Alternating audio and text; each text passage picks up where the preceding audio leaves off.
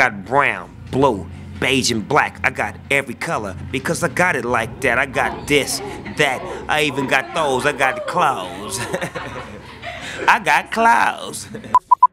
Da da da da da. It's the one and only D-O-double-G, live on Infusion TV, broadcasting from Dubai after the after party, January 1st, 2013. You dig?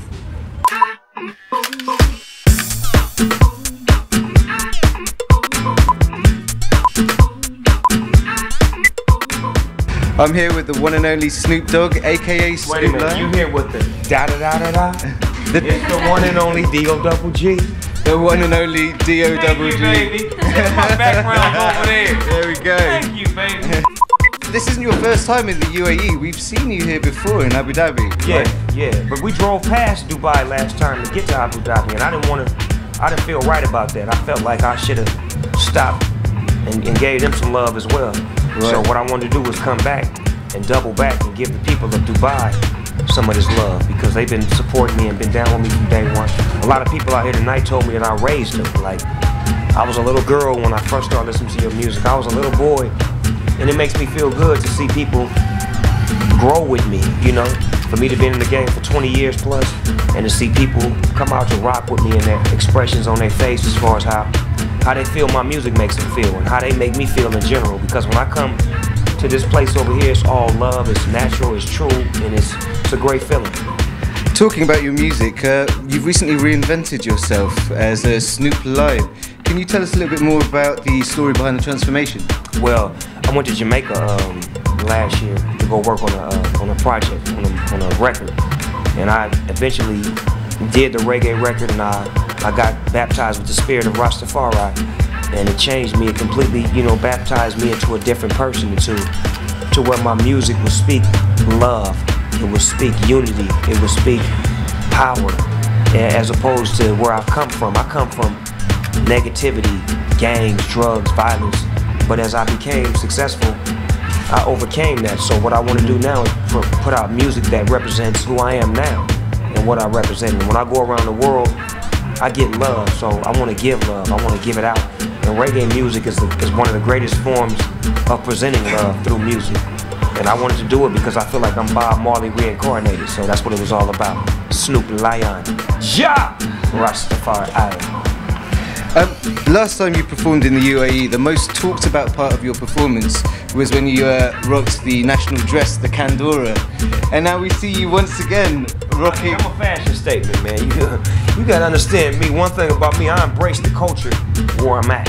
And one thing one of my friends told me, my friend Fred Rick told me, he said, Snoop, when you did the show last time in Abu Dhabi, the people, the elders, they respected you for what you wore, because you showed the kids that it's okay to stay true to what you are, to your culture, to who you are and what you were raised on. You don't have to come try to dress like an American or act like someone else. Be yourself, because who you are is beautiful. And when I came and represented, I showed them that it was okay to be you, to do you, because you have a great culture that the rest of the world needs to follow. You don't have to follow, you can lead, because now I'm following.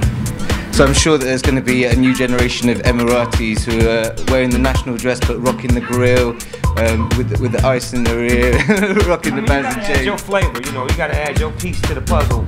A lovely girl in the crowd gave me this. I guess she wanted me to marry her, I don't know. She took it off her ring and off her hand and she said, marry me. So I put it on my finger, so I guess we're married to the game. Now, I know you're reinventing your sound as well with Snoop Lion, but throughout your career, you've always been reinventing your sound in some way to great success. I mean, there's a lot of artists that have done it and it hasn't quite worked for them, but for you, it's always been like spot on the way that you've done it. What would you say was the key to reinventing yourself time and time again and making it work? First of all, my upbringing. My mother, she raised me on good music and good values, on to love people and to always perceive life with love, because you never know when it's your last day here. And when I began to make music, I fell in love with all styles of music. I'm a rapper, but I love all styles of music. And whatever makes me feel good, that's what I do. And right now, reggae music is calling my name real loud and hard, and I feel like it's necessary. Bob Marley was one of the greatest reggae musicians to ever make music, and I felt like no one ever continued where he left off. And the spirit just hit me and told me that I'm reincarnated and it's my job to make music and to make people understand that life is love and love is life. To put out more love and to put out more positive energy with my music.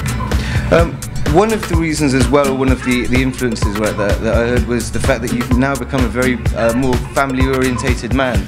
I know that you're travelling to the UAE this time with your son, right? Yeah, he was with me. He went ahead and tipped on up. I had him on the road with me because I wanted him to see what I go through. Because it's hard to explain to your kids what your life is if they haven't never seen it. You know, they can only imagine or picture when they see me and see people want to take pictures with me or whatnot. But they have to see the preparation, the connection with me and my fans, the love, and just the growth.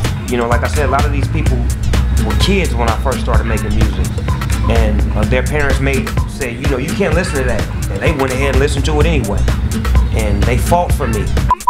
People fight for me, it's my job to fight back, so I have to give them something to where they can feel proud to play for their parents. Now they can go home and say, hey mom, remember that guy Snoop Dogg you didn't want me listening to? Listen to this. And now mama has to say, okay, it's all good. So you're doing it for all the mums and dads out there? Yeah, because I'm a father, you know what I'm saying? And as I get older, I understand the responsibility as a parent. You know, you want to make sure your kids get the right information, and you don't want to ever give them something to mislead them or misguide them. So, you know, music is key because it's very influential. And a lot of times, I can see in the crowd tonight, a lot of our negative ways rubbed off as well. You know what I'm saying? So it's like we have to put out more positive energy to kill that, because we come from a negative environment. So that's all we knew in the beginning. We had no respect or no understanding of the world until we traveled the world. And once we seen the world and seen it the way the people love us and perceive us, you have to give it back. You have to give them back the same love that they're giving you. Just going back to your family, do you find it hard to juggle your career and family at the same time? Because you seem to be doing absolutely everything and conquering every industry, from music to movies to TV to business. Keep talking. So TV. So I take it it's fine. Sports as well. Yeah, that's another one. I mean, I love what I do. And anytime you love what you do, you put your all into it. Like, I really have fun when I'm performing on stage. To me, that's like my thrill. It's my high in life. To see people sing words that I took time to write. You know, when I write these words from my heart and my mind and my spirit, to see these words travel all across the whole globe, and to see people sit in the crowd singing, crying, and enjoying it. It's a beautiful feeling. It's so emotional sometimes it can make you cry if you're not strong enough. A lot of times I really want to cry when I'm on stage, because it's an emotion that I can't even explain. You know what I'm saying? It's like, imagine you sitting in your room one day and you write something, and then you go travel the whole world and people are telling you, I love that thing that you wrote and it helped me in life, and it becomes a part of their life, and now you're a part of their life. It's like you become a part of their family, and I feel obligated. With regards to your hectic schedule, what's a normal day in the life of Snoop Dogg? A day in the life of Snoop Dogg, probably 24 hours in a day, right? I say about 17 hours of the day is working, being creative, innovative, trying to make something different, and trying to stay ahead of the game. And then probably 2-3 hours I sleep. And then while I'm sleeping, I'm still thinking of something to come up with, something diverse and different, because I know my time on this earth isn't promised. So I want to make sure that I take every moment and every minute of it, and I use it wisely. And I say things and do things that matter. Because it was a time in my life where I didn't care and I didn't have no concern, but now I do. So I want to make sure that when I do it now, I do it with a reason and a purpose. To be honest, when I'm sleeping, that's when I do some of my best work, I think. Yeah, you should, because your mind is at ease, you know what I'm saying?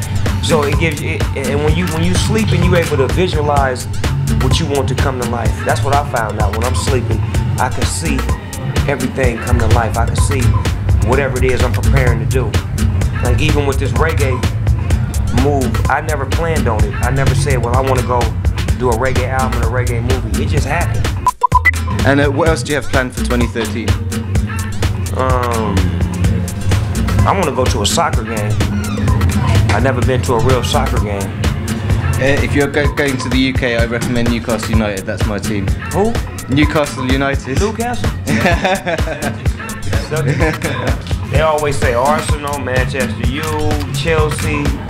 I never heard. Yeah, admittedly, my team's not very good. I can tell, because I ain't never heard nobody say that shit but you. But hey, Newcastle, we love you. Good man. Well, it's been a pleasure interviewing you.